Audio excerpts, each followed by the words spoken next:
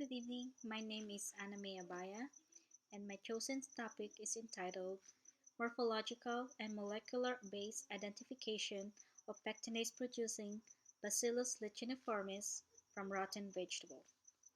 The scientists performed this study to get evidences and proof that maximum pectinase production can be found from isolated bacterial strains in which pectinase has different uses or applications in industries like clarification and filtration of fruit juices, wine making, process for increasing the quality of wine, coffee, tea fermentation, degumming of plant fibers, oil extraction, textile, paper making, protoplasm isolation, and purification of plant virus as well as pretreatment of pectin-containing wastewaters. The hypothesis in this study is in what bacterial strains from different rotten vegetables will yield to maximum pectinase production.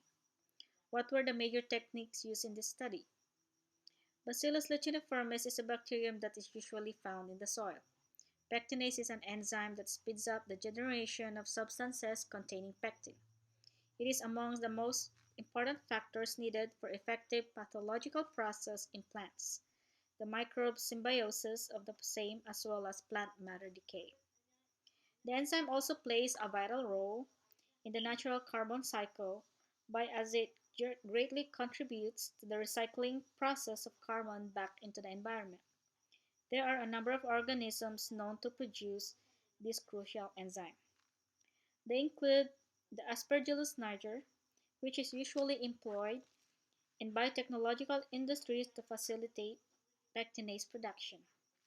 The other sources are the fungi, usually responsible for the production of acidic pectinase, and vegetables wastewater responsible for alkaline pectinase production. This enzyme and its catalysis ability has found wide application in biotechnological industries. In a study conducted, 23 bacterial strains were obtained from vegetables that are rotten from the soil and air. These bacteria are subjected to a screening process to observe the production of pectinase. HR4, HR23, HR21 were screened for in order to observe the production of extracellular pectinase. These strains are further subjected to another screen to obtain the quantitative production of pectinase through a fermentation procedure. The highest bacteria-producing strain was the Bacillus licheniformis that was identified based on its morphology, physiological, as well as biochemical features. The phylogenetic tree was constructed after the identification, confirmation, and sequence analysis of the 16S rDNA. Apple pectin was used as carbon, and yeast extract used as a source of nitrogen needed for peak pectinase production.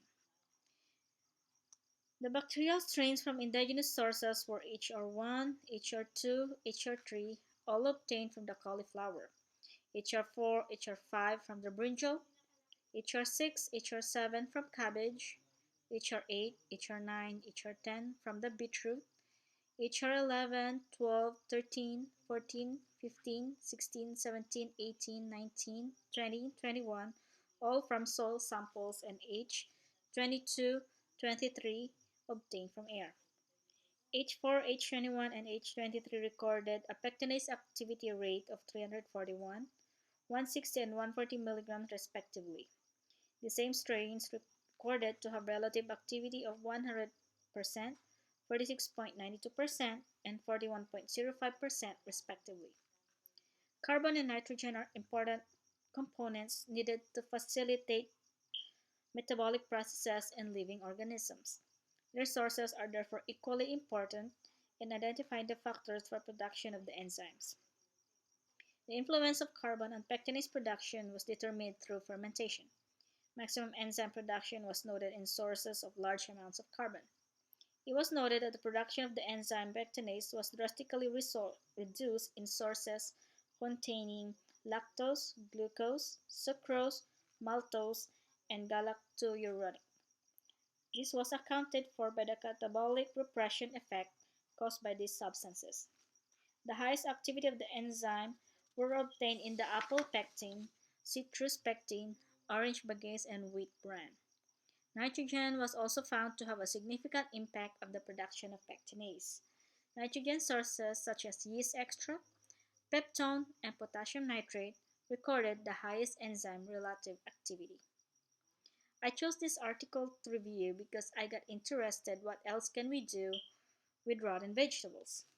Will this study open up a new form to help the society? But then, as I was going through the study, I see that this will not bring a big impact or change in the community. Thank you.